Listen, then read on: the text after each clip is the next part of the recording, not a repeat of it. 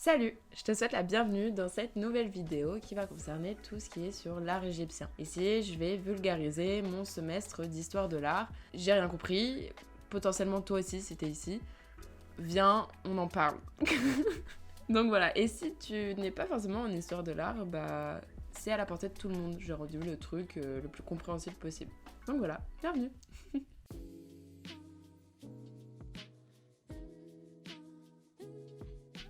On attaque direct avec l'époque Tinnite.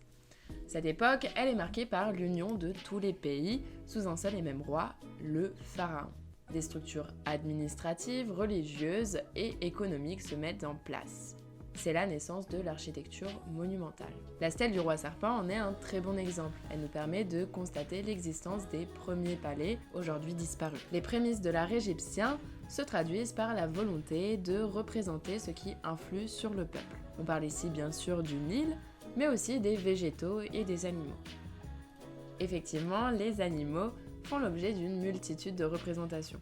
La première raison provient du fait que les animaux comme le chat, le singe, le chien, les oiseaux ou encore la gazelle étaient domestiqués.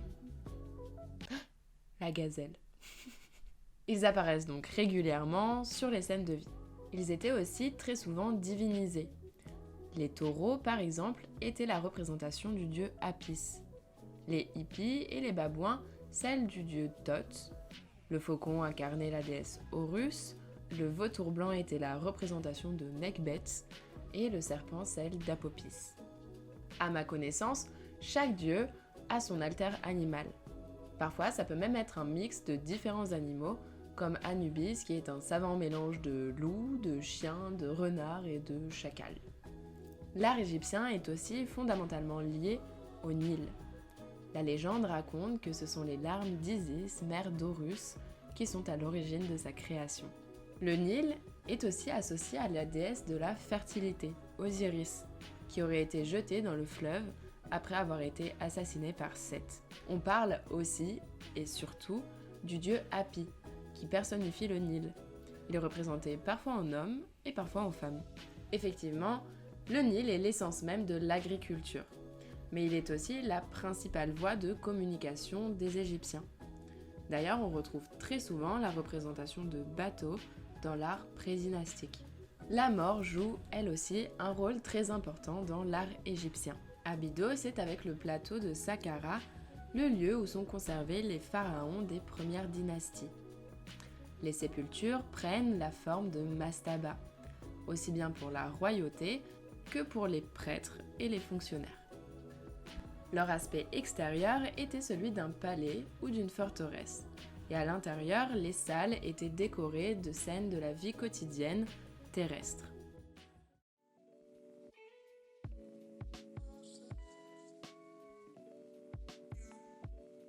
L'Ancien Empire se distingue par une institution royale, désormais stable, et qui gagne en puissance. C'est la naissance de l'architecture de Pierre? Présente. Pierre? Présente. La pyramide de Djesser en est sûrement le meilleur exemple. Imaginée par Imhotep et construite à Saqqara, cet édifice en pierre de calcaire était à l'origine un mastaba. L'architecte l'a fait évoluer en pyramide à degrés, permettant alors de distinguer le tombeau royal des tombeaux privés. C'est la première pyramide. La pyramide constitue donc un escalier que l'âme du roi emprunte après sa mort pour se rendre dans les étoiles. Elle devient une étape alors nécessaire à la réincarnation du souverain. C'est la citadelle protégeant le corps du roi. L'Égypte regroupe environ 80 pyramides. Le site de Gizeh, situé sur la rive occidentale du Nil, regroupe les 3 plus grandes. The first one, la pyramide de Khéops, dite Grande Pyramide. C'est parce qu'elle est grande en fait. Voilà. Elle a une architecture qui est incroyablement précise et qui révèle des grandes connaissances mathématiques. The second one, la pyramide de Képhren. C'est la seule qui a gardé un petit bout de son revêtement sur sa pointe. Le pharaon, il a aussi fait la commande du sphinx de Gizeh, qui a été renommé plus tard Horus dans l'horizon. Et the last one, la pyramide de Mykérinos. Bon, la pyramide est beaucoup moins impressionnante que les autres, mais en fait, ça s'explique tout simplement parce qu'elle marque la fin du gigantisme de la 4e dynastie. Donc c'est en quelque sorte le déclin de l'Empire, quoi.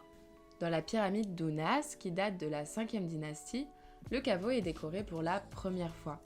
On y déchiffre des inscriptions archaïques qui associent rituels, incantations et légendes.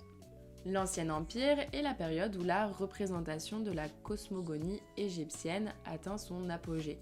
Les statuettes deviennent des statues de taille humaine, elles sont massives, statiques, peintes et retranscrivent un certain réalisme anatomique dans le rendu des visages.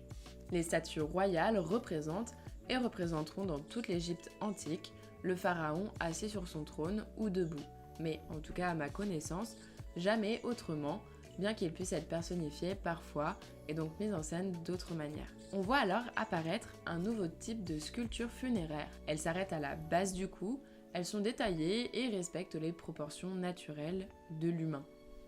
Cette statuette, par exemple, de Pépi II sur les genoux de sa mère, démontre d'une tentative de renouvellement des codes artistiques de la statuaire royale.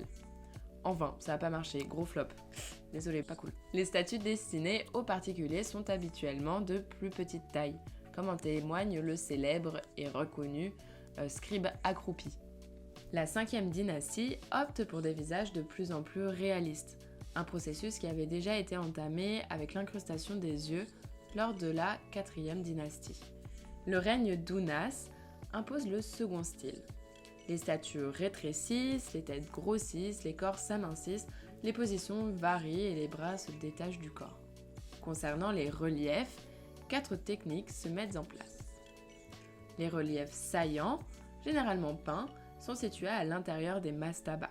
Les reliefs en creux, propres à l'art pharaonique, sont sculptés en profondeur et se situent à l'inverse, à l'extérieur des édifices.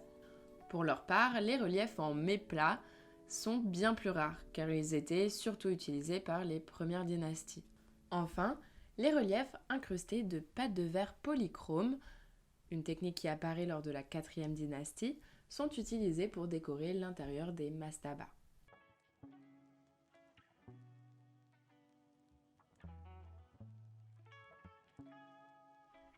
La première période intermédiaire s'explique notamment par l'invasion des Bédouins dans le delta du Nil.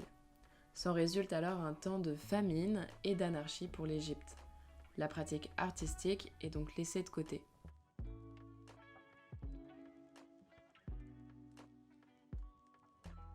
Le début du Moyen Empire est marqué par le rétablissement de la monarchie.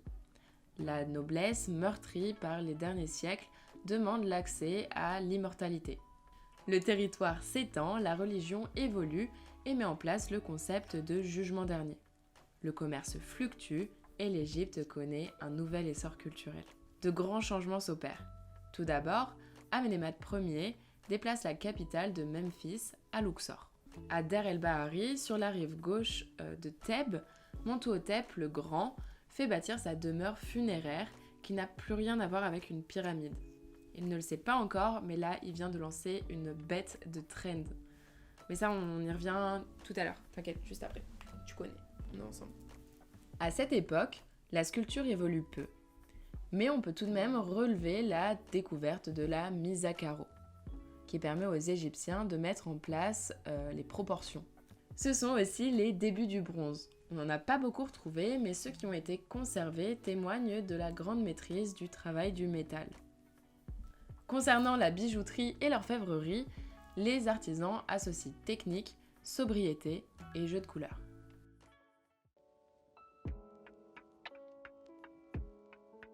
La deuxième période intermédiaire s'explique par les campagnes très ambitieuses d'Amenemhat II pour fournir une main-d'œuvre à l'extraction minière. Une grosse fourmi. Elle est aussi imposée par l'invasion des Hyksos dans le delta du Nil qui vont diviser le pays. Au passage, ils introduisent le cheval, les chars, les armes en bronze, mais aussi les motifs décoratifs comme la spirale ou la palmette.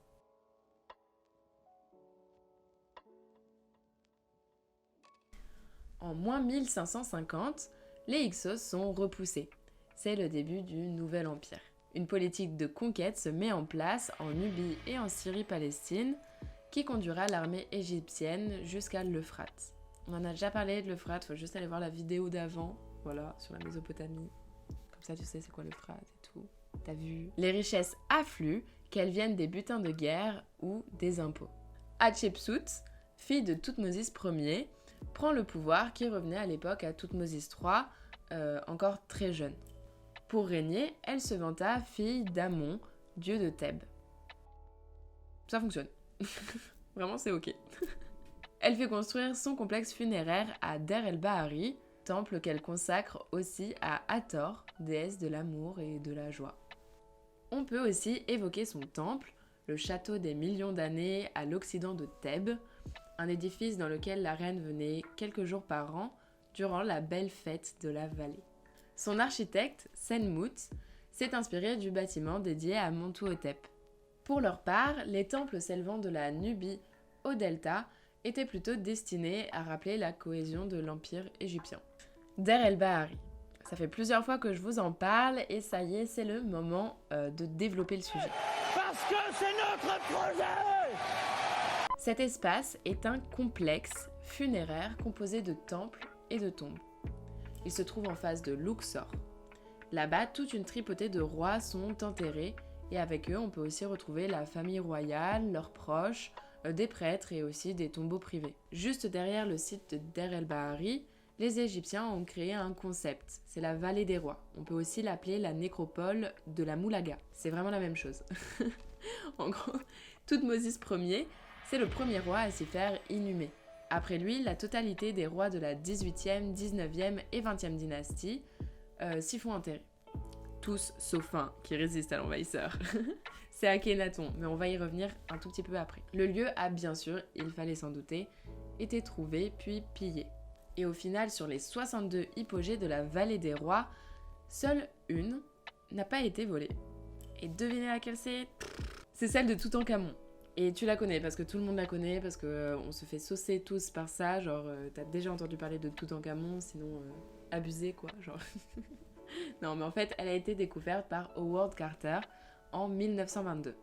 En fait, on suppose que le décès prématuré du roi aurait démotivé tout simplement les voleurs à passer par sa tombe en supposant que elle était pas forcément très garnie. Et en fait, c'est hyper difficile d'imaginer une telle chose quand on sait la richesse de son intérieur, vraiment. Dans son antichambre, on a retrouvé une profusion d'armes, d'œuvres d'art, de statues, de mobilier, de chars, d'objets utilitaires, de tout matériau, et 130 cannes. Est-ce que c'est bon? 130 cannes, pourquoi faire? On en a déduit du coup qu'il avait un problème à la guibole. La conclusion est facile à faire. Dans son tombeau, on a aussi pu retrouver le masque d'or très connu qui couvrait son visage momifié. Toutankhamon avait 9 ans quand il a été placé sur le trône. Son père, Akhenaton, dont on a parlé tout à l'heure, comptait sur lui pour assurer la relève du monothéisme qu'il avait installé. En effet, celui-ci avait imposé à son peuple le culte du disque solaire Aton et avait entraîné avec lui une grande révolution artistique, que l'on nomme aujourd'hui l'art amarnien. Cependant, l'enfant, influencé par les anciens qui souhaitaient revenir à la religion polythéiste qu'il connaissait, a renié l'existence même de cette croyance en procédant à ce qu'on appelle un damnatio memoriae. Pour la petite anecdote, Toutankhamon a été momifié sans cœur. Il erre donc dans l'éternité sans pouvoir penser ni ressentir. La vallée des rois a inspiré la création de la vallée des reines, une nécropole où les épouses et quelquefois les enfants royaux des 19e et 20e dynasties étaient enterrés. Elle compte une petite centaine de tombes, dont celle de Nefertari, épouse de Ramsès II. Pendant le Nouvel Empire, les technologies médicales, agricoles et architecturales se précisent. Les loisirs évoluent, l'éducation s'ancre et l'administration se développe. Ça y est, le calendrier égyptien est créé. Dans le temple de Luxor, édifié par Ramsès II, les colonnes et les colonnades sont inspirées d'éléments végétaux, et les hiéroglyphes qui les ornent y font aussi référence. La végétation a un rôle crucial dans l'art égyptien. que ce soit dans la représentation ou dans l'utilisation de matériaux végétaux. Le papyrus, par exemple, sceptre de la déesse Hathor, était l'emblème de l'Égypte prédynastique et fut aussi utilisé pour décorer les murs des tombes et des temples. Pour sa part, la fleur de lotus décorait les colonnes et les couronnes et a d'ailleurs inspiré la légende de la création du monde. En effet, lorsque la fleur de lotus s'ouvra pour la première fois, elle donna naissance au soleil. Associée au dieu Néfertum, elle symbolise la résurrection et la vie, mais aussi la Haute-Égypte. Lorsque le pays s'unifia, le papyrus et le lotus devinrent ensemble Semnatawi. D'autres plantes ont elles aussi leur importance, comme le sycomore, l'acacia ou encore le cèdre. Au-delà de représenter les éléments de la nature, les temples sont des images réduites du monde, permettant le dialogue entre le pharaon et les divinités. Plusieurs temples se sont érigés durant le Moyen Empire, notamment le temple d'Amon-Ré à Karnak, qui n'a cessé d'être amélioré par les nouveaux souverains jusqu'à la basse époque. Il y a aussi le grand temple d'Abou Simbel, au sud de l'Égypte, qui a été construit par le pharaon Ramsès II. Il commémore la victoire de Kadesh et est aussi destiné au culte des dieux, de son épouse et bien sûr de lui-même. Il est reconnu pour ses 4 statues colossales monolithes de 20 mètres de haut, qui gardent l'entrée.